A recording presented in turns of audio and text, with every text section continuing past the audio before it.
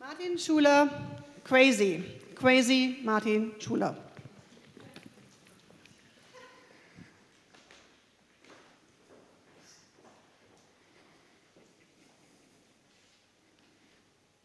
Imagine a green meadow with flowers on it, butterflies, bees are flying around, and deers graze in the far distance.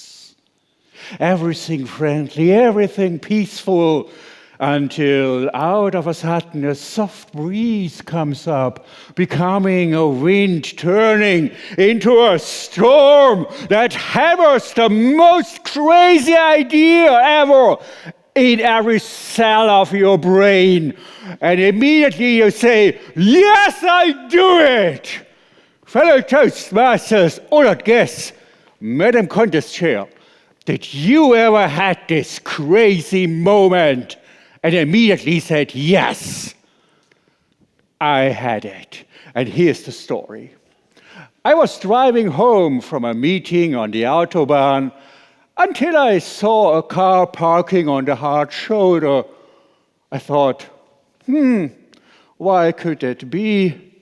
Maybe, but I was just guessing, because its engine was on fire and every car switched to the left lane to pass it, except one car was approaching right and parked in front of it, because I had this crazy idea in my head that said, Martin, you have a fire extinguisher for free in your car.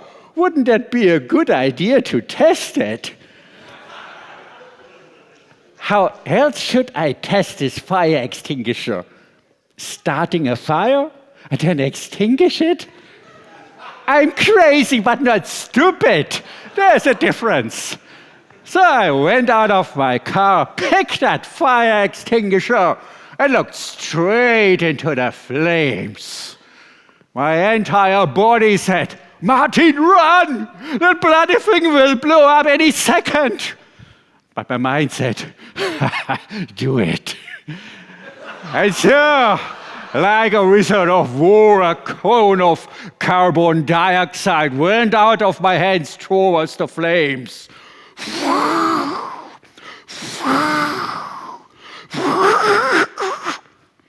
It was just 1 liter. So the flames came back, the driver was already rescued by an army soldier, and I could hear the sirens of the real firefighters. To make the story short, the car couldn't be saved, the driver was already in hospital, and I took some selfies to brag on social media. What a daredevil I am. These days, men aren't so crazy like I am. They don't follow their crazy ideas anymore. They are more sane. They follow rules. They say, what if I fail? What could the people say? They are no more alive before they finally die. I don't know what's going on. This remembers me to the quote from the film Fight Club. We do jobs we hate, to buy things we don't need, to impress people we don't like. My message is spice up your life and be a bit crazy. Imagine God stands in front of you and says, this is the last hour of your life. Wouldn't you go crazy? Or wouldn't you say, no. What could the people think when I go crazy now? Of course you would go crazy. And my question is, why do we need a message about our near death to start living? Why can't we follow our crazy ideas and spice up our life?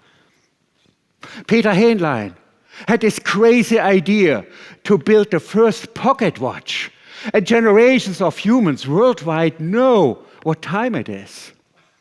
Carl Benz had this crazy idea to create the first car, and generations of humans know how to travel without horses and carriages.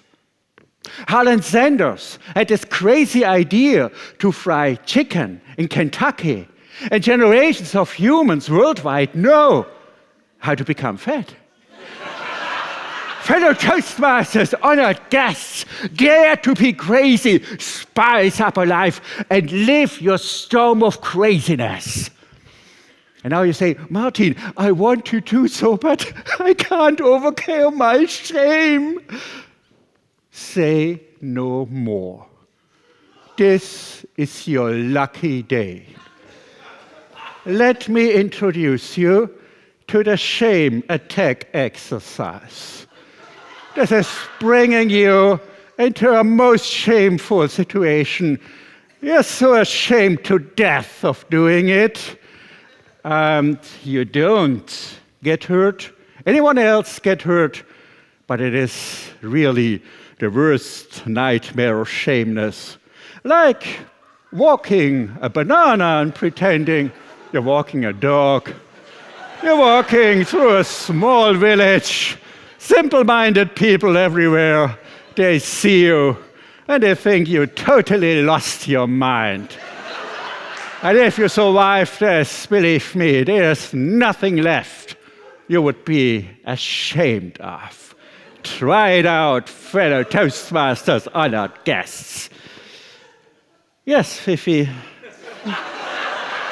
You know these words from all the trainings, and that's almost the end of my speech. We have to leave the stage. Yes, I know you love the stage, me also, but Mr. Timer says we have to go soon. So, fellow Toastmasters, honored guests, dare to live your crazy dream before it's too late. And you also, Madam Contest Chair. Fiffi!